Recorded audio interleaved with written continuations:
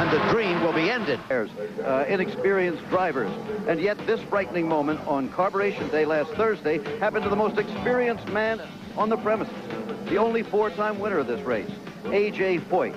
A.J. crashing in turn one, he could hardly believe it himself. He said, their cells try to act normal.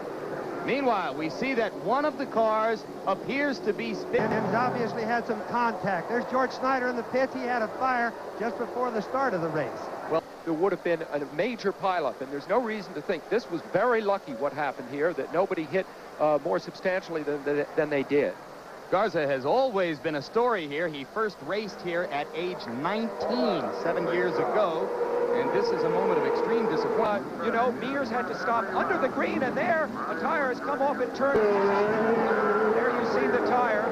Do not hear from Jerry Gaffins. All right, now that the obvious incident. Bobby, smoke in the pit. There may have been a fire. Well, there obviously was a fire. What caused it at the pit stop, I really can't tell you right now. There was so much happening, all at the same. They're doing something on the back, adjusting. Pit fire in Al Unser Jr.'s pit. Pit fire in Unser Jr.'s pit. Little Al looks to be okay for the moment. You can see that the crew is working on the car, and we are in the race cam right now as we get a close-up look at Danny Sullivan grew up in Louisville, where everyone knows a horse has never spun around and won the Kentucky Derby. That was also true of cars in the Indy 500 until 1985.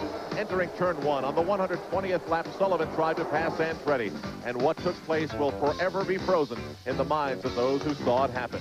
20 laps later, Sullivan passed Andretti and became the first driver to spin out and win the Indy 500, his first. And when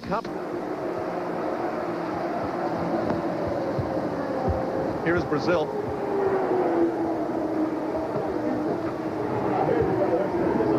Estamos aqui transmitindo pela Rede Bandeirantes. Grande abraço a todos vocês do Show do Esporte. Thank you for ABC. You're welcome, Jim. Okay. In 1975, Mario's jinx was again on full display in the backstretch of the Speedway as he swerved out of control and into the wall.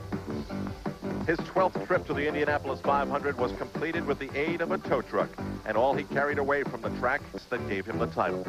In 1982, Mario was only yards away from receiving the green flag in Indianapolis again, only to fall short of the brick line because of this aborted start.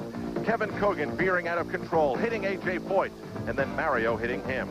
The only thing hurt in the crash was Mario's chance to break his awful string of bets. Mario came in second.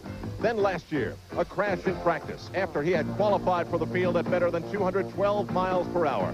The irreparable damage forced Andretti to start from the last row in his backup car. And that car only lasted 19 laps on race day. at what happened with Tom Sneaver. Bobby? Well, he obviously hit the wall, but unfortunately we didn't get quite on it soon enough with the camera to see what caused it, whether he slid in some oil, whether he just made a mistake and got loose.